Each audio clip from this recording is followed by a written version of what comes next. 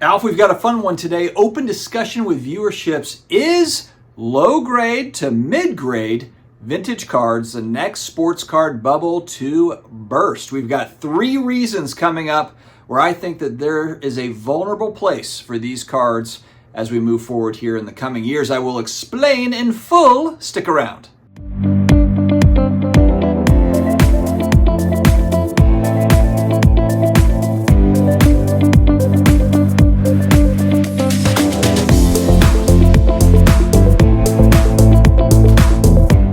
What's going on, sports card hobby family? We are back. You know how it goes. Another day, it's another sports card video.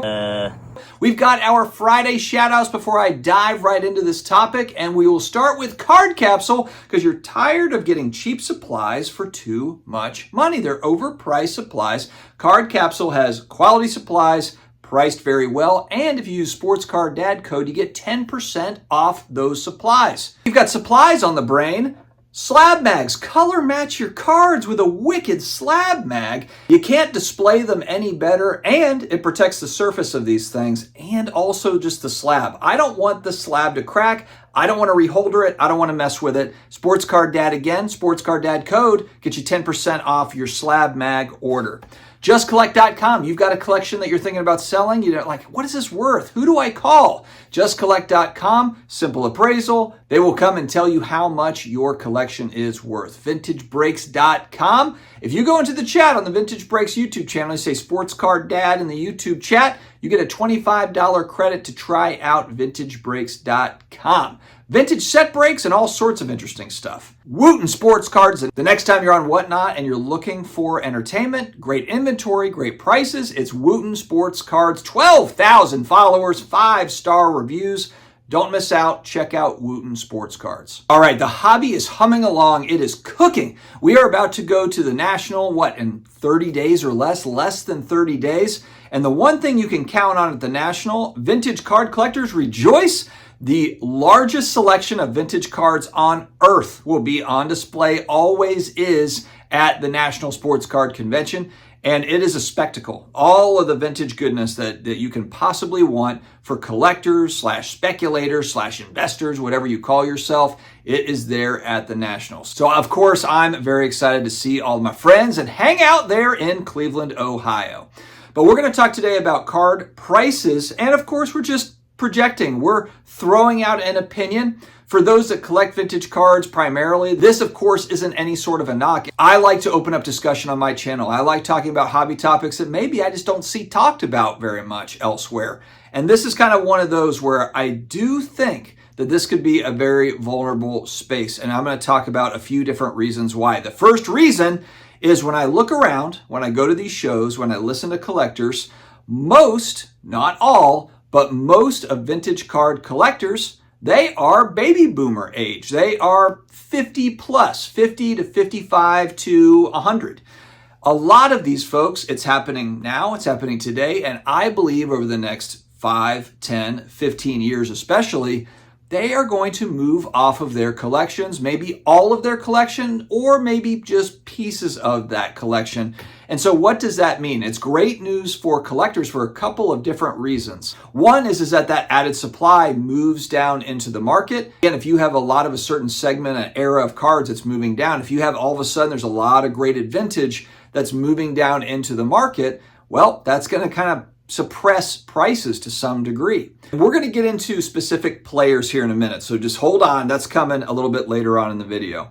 So you've got collections moving to market, and I think that's going to be steady over the next 5, 10, 15 years. I think it's going to be very steady. People moving out of collections. In tandem, what's also happening is about 100,000 vintage cards are graded every month. So a little over 1 million cards right now, vintage cards are being graded. I know some might say, well, you know what? There also can be set collectors. There's also a lot of vintage commons that get graded for the PSA registry and that sort of thing. And that is absolutely true. So it's not to say that, there's a bunch of Hank Aaron rookie cards that are continuously sent in for grading. They are still going in for grading, of course, but there are a lot of vintage commons. So it's not as if it's 100,000 Babe Ruth cards or something. And so a combination of the age group that has those collections as well as the increased grading. And then I guess the question on the back of the age group is the next generation buying into vintage. there's kind of always the assumption that someone's going to get into the hobby, they're going to collect modern, maybe they get burned, they do some speculation stuff, and they're like, you know what? I'm going to go with what is perceived to be safe, in quotation marks. I'm going to go with vintage cards. That very well could happen. It could happen with this new influx of folks that we've had come in here over the last 5 years, including myself getting back in 2018. Maybe all of us end up moving into a lot of vintage. I own some vintage. I don't own tons of it, but I have picked my spots with the cards that I would like to have. I'd love to have more of it.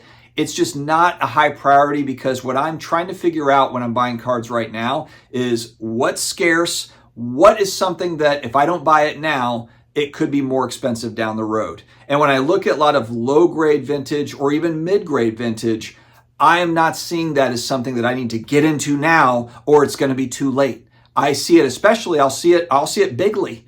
Bigly? I'll see it bigly when we go to the National here in a few weeks, when I go to the Philly Card Show and I see the amount of vintage that shows up at some of these big vintage shows. You see what's really not rare. Plus, I just have other interests as well. I always ask myself too, there's a lot of, should I leave this part in? I'm going to leave this in. Leave a little bit of a blooper in here. Just a little golden nugget. A little Easter egg for everybody.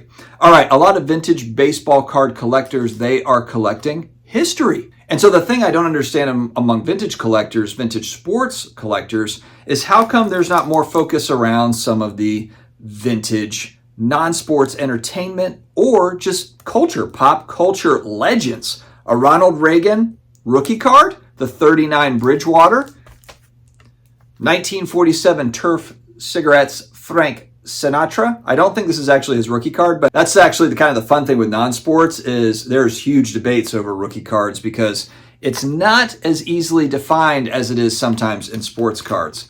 Elvis? This is not an Elvis rookie card, but it's from 1950, cool Dutch gum set card. And then, of course, legends, presidential legends. Got a 1925 George Washington. I think this is also kind of in the 20s, maybe early 30s, Abe Lincoln card. And this stuff is pennies on the dollar compared to vintage baseball cards. I mean, part of me wonders, like, should I just absolutely stack up on a lot of the non-sport pop culture vintage stuff? I've got friends that collect vintage Disney cards, and this is, of course, the Walt Disney rookie card from 1931. SlabMag, 10% off sports card dad code. And so I'm always curious, when you have people that collect history, they're interested in American history, why doesn't that cross over to other cards that are just as cool, frankly? And the people are just as legendary, if not more legendary, than a baseball player or a basketball player or a football player. It's just something that's always been of interest to me. All right, so here's the other part of this. Okay, so aging collector base for vintage cards. I'm using vintage baseball because it's the largest collector base, but you could probably say the same for vintage football and vintage basketball. Vintage baseball, aging collector base, collections moving downward, collections moving to market, more and more of them moving to market here over the next 10, 15, 20 years. The question mark around, is that next generation going to be there for that supply? Because the supply will come. It is absolutely going to come. It's coming now, and it's going to keep on coming. Will there be that next generation that's interested in these folks? Which leads me into the last part of this. Will the mid-tier Hall of Famers, or not even Hall of Famers, but just great players, will those cards hold up over time, or will people consolidate into legends eventually? If you are, collecting, speculating / investing, whatever it is, and you do care about values, and do eventually you move into players that you just feel that are a little bit more safe, but you love. They're like, man, I love these players. They were amazing. And so I'm moving into Michael Jordan, or it's Tom Brady, or it's Babe Ruth, or it's Mickey Mantle, or whoever it is, but kind of leaving behind those middle tier Hall of Famers, great players. And where does it leave those cards? Now, vintage and high grade is always going to be in demand. Always will be. Of course, you got the question marks around cleaning and trimming and all the things that come along with the doctoring of vintage cards over time. That's no secret to anybody that collects vintage. That's why you see a lot of really the big time vintage collectors. If you notice, they don't have high grade vintage for a reason. Not that they can't afford it, because they don't want to buy something that might have been messed with, and you can't really blame them. That's the big, big risk with vintage cards. But that's something that I think will be interesting to watch. On the modern-ish side, what you've seen is people that are buying really nice cards for that mid-tier Hall of Famer. You know, maybe it's John Stockton, but it's like the best John Stockton card. So do you want that? Do you want the game used patch on card John Stockton auto? Or do you want the 9th tier Michael Jordan card? Or do you want a lower tier Tom Brady card or whatever? And I think that's going to be a really interesting piece of data moving forward as we move into the future, because let's not kid ourselves, there's a lot of speculation money in this market. That's why prices are as high as they are. It's a lot of spec money. It's not a lot of long-term collector money. A lot of the Wembanyama money, I don't see that as big-time buy and hold stuff. That is flip money, that is spec money, that's moving money in and out. I would be shocked if people are buying these huge Wemby cards and they're sitting on them for 20 years. I would be absolutely shocked by that. But I've seen more and more of kind of the, you know, someone's buying the black finite 1 of 1 for Matt Ryan, you know, the Falcons quarterback that went to the Colts. For all intents and purposes, Matt Ryan, look at his stats. The guy was a good overall quarterback, better than the majority of the quarterbacks in the league today. If you look at the careers, if we go 20 years from now and you look at everybody's career, Matt Ryan will still stack up as above average quarterback. You know, Kirk Cousins, the Matt Ryans, they're not amazing, but they're not terrible. Matt Ryan, I believe, won an MVP the year that he went to the Super Bowl and lost in a huge Falcons collapse to the Patriots. But I'm pretty sure he won an MVP and then he went to the Super Bowl and probably would have been the Super Bowl MVP if the Falcons could have just finished off that game. And then where is Matt Ryan's legacy? But people are spending good money on, you know, that really, really rare Matt Ryan card or that really, really rare Marshall Faulk card or whatever. These are all amazing, great players, but do the speculators end up just consolidating up into GOATs eventually? And so there's a lot of questions here. There's a lot of kind of talking points in the chat. I'd like to hear your thoughts on this, maybe what you're doing personally. What are your plans in the space for more of the speculative money that you have, or the long-term holding money / collecting money? Not the stuff you're collecting like your Bobby Hebert cards. I'm not talking about that. I'm talking about where you're putting some pretty significant money in.